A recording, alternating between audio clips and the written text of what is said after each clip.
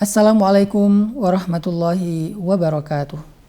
Allah Subhanahu wa taala berfirman, "Wa minan nasi man yaqulu amanna billahi wa bil yaumil akhir wa ma hum bimu'minin." Di antara manusia ada orang yang mengatakan kami telah beriman. Ada yang mengatakan kami adalah orang Islam. Ada yang mengatakan wahai Muhammad engkau adalah Rasulullah. Wahai Muhammad kami adalah umatmu. Wa ma hum bimu'minin, kata Allah. Mereka bukan orang yang beriman. Mereka bukan umat Nabi. Mereka bukan hamba Allah yang taat kepada Allah, yang Allah ridho kepada mereka. Kenapa Allah menolak ucapan mereka? Kenapa ada orang yang ketika mengatakan kalimat iman, mengatakan kalimat syahadat, Allah menolak ucapan mereka? Kenapa? Karena jawabannya Allah katakan fi qulubihim marad, hati mereka ada penyakit. Allah tidak melihat ucapan kita lebih dulu. Allah tidak melihat perbuatan kita lebih dulu. Tetapi yang pertama Allah lihat adalah isi hati kita. Sehingga kalau isi hati kita tidak selaras dengan perbuatan kita adalah perbuatan yang baik tapi hatinya buruk, maka Allah akan menolak amal-amal kita. Allah akan menolak ucapan-ucapan kita. Inilah pentingnya kita membersihkan hati dari amradul qulub, dari penyakit-penyakit yang bisa merusak amal kita. Membersihkan hati itu oleh para ulama disebut dengan istilah tazkiyatun nafs, pembersihan jiwa, pembersihan hati. Bagaimana cara kita membersihkan hati kita agar hati itu tidak kotor? Karena sesungguhnya hati itu adalah tempat Allah menyimpan hidayah. Sehingga kalau tempat itu kotor, hidayah itu akan rusak. Hidayah ini seperti sesuatu yang mudah sekali rusak. Dia berharga tetapi gampang rusak. Seperti makanan yang mudah basi. Sehingga ketika dia disimpan di satu tempat yang kotor, maka hidayah itu akan rusak.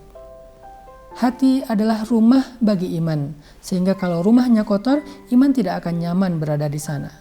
Hati adalah tempat Allah Subhanahu wa taala akan mengilhamkan kebaikan. Tetapi kalau hati itu penuh dengan keburukan, maka ilham-ilham kebaikan dari Allah tidak akan masuk ke dalamnya. Al-Quran, kemudian rahmat Allah, kemudian ide-ide yang baik, semua itu tidak akan masuk ke dalam hati yang kotor. Makanya kita harus rutin membersihkan hati kita. Kita rutin membersihkan perangkat elektronik kita, membersihkan handphone, membersihkan laptop, baik yang fisik ataupun yang softwarenya. Hardwarenya kita bersihkan, softwarenya pun kita bersihkan. Supaya apa? Supaya semuanya bisa berjalan dengan baik. Begitu juga dengan hati. Karena kata Nabi SAW, sesungguhnya di dalam tubuh manusia ada segumpal darah yang kalau dia baik, seluruhnya ikut baik. Tetapi kalau dia rusak, seluruhnya akan ikut rusak. Maka dia adalah hati. Hati adalah rajanya tubuh manusia.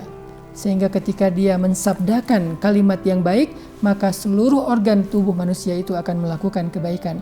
Tetapi kalau raja ini menyampaikan perintah kepada keburukan, seluruh organnya juga akan ikut melakukan keburukan. Yuk kita perbaiki hati kita. Yuk kita bersihkan hati kita. Salah satu cara membersihkan hati adalah dengan istighfar kepada Allah Subhanahu wa taala. Istighfar adalah seperti hujan yang membersihkan bumi dari kotoran-kotoran. Istighfar adalah seperti api yang membersihkan dosa sehingga tidak tersisa. Mudah-mudahan kita bisa membersihkan hati kita dengan memperbanyak istighfar di sepanjang bulan Ramadan.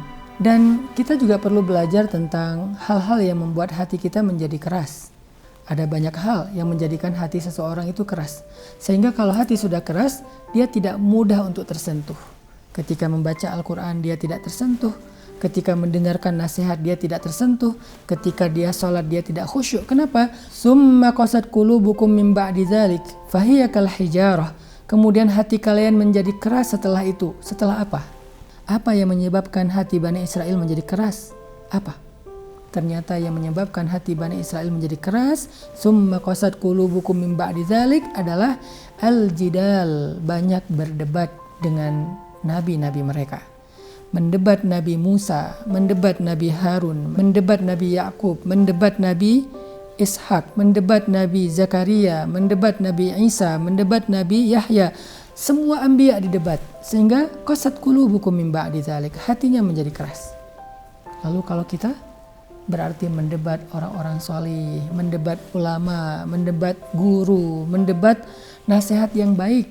Semakin sering kita mendebat kebenaran, summa qasat qulubukum, semakin keras hati kita untuk menerima hidayah. Maka cara membersihkan hati itu adalah dengan istighfar. Cara membersihkan hati itu dengan dua, istighfar dan mendengarkan ilmu atau nasihat yang baik. Semakin sering kita beristighfar, semakin bersih hati kita. Semakin sering kita mendengarkan nasihat-nasihat ilmu yang baik, semakin bersih hati kita. Dengan demikian, yuk kita dawamkan dua kebaikan ini dalam hidup kita selama Ramadan dan setelah Ramadan. Satu, dawamkan istighfar sebagai pembersihan hati dan jiwa. Yang kedua, jangan mendebat guru atau ulama saat mendengar nasihat-nasihat baik dari mereka. Barakallahu fikum.